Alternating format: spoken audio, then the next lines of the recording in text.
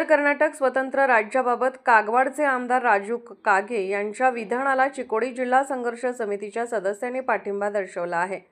चिकोडी सरकारी विश्रामगृहात पार पडलेल्या पत्रकार परिषदेत बोलताना संघर्ष समितीच्या सदस्यांनी सांगितले की उत्तर कर्नाटकवर गेल्या अनेक दशकापासून अन्याय होत आहे। बेळगाव जिल्ह्याचे विभाजन करून चिकोडीला वेगळा जिल्हा बनवण्याचा संघर्ष गेल्या अनेक दशकांपासून सुरू आहे। अनेक सरकारे येऊनही चिकोडीला वेगळा जिल्हा बनवण्यात कोणीही रस दाखवत नाही। याच कारणास्तव जर उत्तर कर्नाटक वेगळे राज्य झाले तर चिकोडी देखील एक जिल्हा होईल, असे जिल्हा संघर्ष समितीचे अध्यक्ष संजू बडिगेर म्हणाले।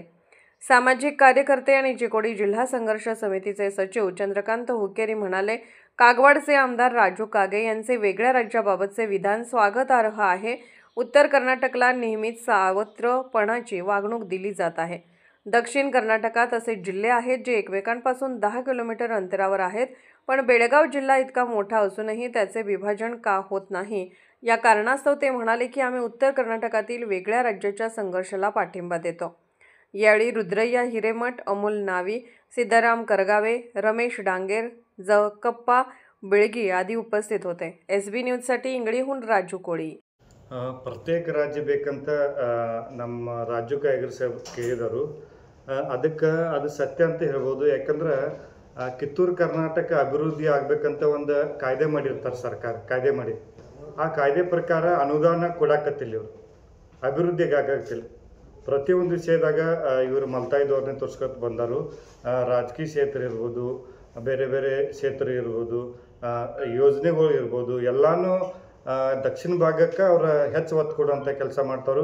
ಈಗ ಇಲ್ಲಿ ಕೆಲವೊಂದಷ್ಟು ರಾಜ್ಯ ಮಟ್ಟದ ಸರ್ಕಾರಿ ಕಚೇರಿಗಳು ಬೇಕಂತ ಕಳೆದ ಒಂದು 16 ವರ್ಷದಿಂದ ಹೋರಾಟ ಮಾಡ್ಕೊತ ಬಂದು ಇವತ್ತಿನವರೆಗೂ ಯಾವ ಒಂದು ರಾಜ್ಯ ಕಚೇರಿನೂ ಕೂಡ ಬಂದಿಲ್ಲ।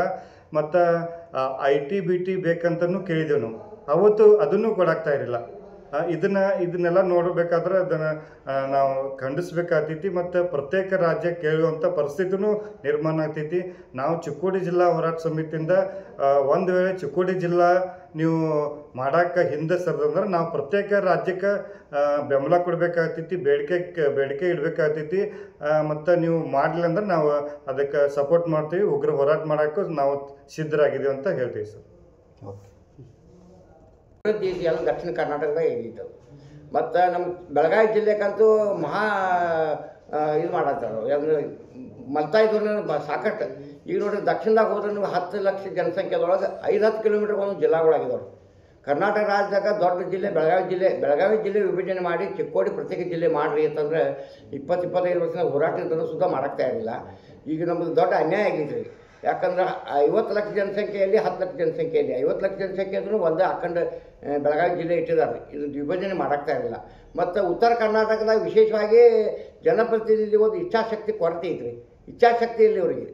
ದಕ್ಷಿಣದವ್ರು ಹಂಗೆ ಹೋರಾಟ ಮಾಡಿ ಅವ್ರಿಗೆ ಏನು ಬೇಕಾದನ್ನು ಪಡ್ಕೋತಾರೋ ಹಂಗೆ ಹೋರಾಟ ಮಾಡಿ ಪಡ್ಕೊಳಕ್ಕೆ ಆಗಲಿಲ್ಲ। ಈ ದೃಷ್ಟಿಯಿಂದ ನೋಡ್ಕೊಂಡು ಉತ್ತರ ಕರ್ನಾಟಕ ರಾಜ್ಯಕ್ಕೆ ಅನ್ಯಾಯ ಆಗಬಾರ್ದು ಅಂತೇಳಿ ಕಾಗವಾಡ ಶಾಸಕರಿಗೆ ರಾಜು ಕಾಗೆ ಏನೈತಿ ಪ್ರತ್ಯೇಕ ರಾಜ್ಯ ಬೇಕಂತ ಬೇಡಿಕೆ ಇಟ್ಟಿದ್ದಾರೆ। ಇದು ಸ್ವಾಗತಾರ್ಹ ಐತಿ। ನಮ್ಮ ಚಿಕ್ಕೋಡಿ ಜಿಲ್ಲಾ ಮಾಡ್ತಿದ್ವಿ ಈಗಾಗಲೇ ಹೇಳ್ಕೊತ ಬಂದಿದ್ದಾರೆ। ಈ ಡಿಸೆಂಬರ್ ಒಳಗೆ ಆಗಬೇಕಂತ ಈಗಾಗಲೇ ಕೇಂದ್ರ ಸರ್ಕಾರ ಸುದ್ದಿ ಹೇಳಿದ್ದಾರೆ। ಜಿಲ್ಲೆ ವಿಭಜನೆ ಗ್ರಾಮ ಪಂಚಾಯತ್ ವಿಭಜನೆ ಎಲ್ಲ ಮಾಡೋದಿರ್ತಂದ್ರೆ ನೀವು ಡಿಸೆಂಬರ್ ಒಳಗೆ ಮಾಡ್ಕೋಬೇಕಂತ ಈಗಾಗಲೇ ಅವ್ರು ಡೆಡ್ಲೈನ್ ಕೊಟ್ಟಿದ್ದಾರೆ। ಮತ್ತು 31 ಇವರು ಕರ್ನಾಟಕ ರಾಜ್ಯದವ್ರ ಐತಿ ಬೆಳಗಾವಿ ಜಿಲ್ಲೆ ವಿಭಜನೆ ಮಾಡಿ ಚಿಕ್ಕೋಡಿ ಪ್ರತ್ಯೇಕ ಜಿಲ್ಲೆ ಮಾಡಬೇಕು। ಮಾಡಲಿಲ್ಲ ಅಂತಂದ್ರೆ ನಾವು ರಾಜ್ಯ ಕಾಗೆ ಸಾಹೇಬ್ರಿಗೆ ಅಂತ ಬೆಂಬಲ ಕೊಡ್ತೀವೋ, ಮತ್ತು ಕಿತ್ತೂರು ಕರ್ನಾಟಕ ಉತ್ತರ ಕರ್ನಾಟಕದಂತೆ ಪ್ರತ್ಯೇಕ ರಾಜ್ಯ ಬೇಡ್ತೇವೆ, ತೆಲಂಗಾಣ ಮಾರ್ಗದೊಳಗೆ ನಾವು ಹೋರಾಟ ಮಾಡ್ತೇವೆ। ಬರೋದು ವಿಷಯದೊಳಗೆ ಏನೈತಿ ನಮಗೆ प्रत्येक राज्य ಆಗಲೇಬೇಕು। राजकीय, सामाजिक, आर्थिक असा सर्व घडामोडींचा आढावा पाहायला विसरू नका एसबी न्यूज चॅनल आणि नक्कीच सबस्क्राइब करा।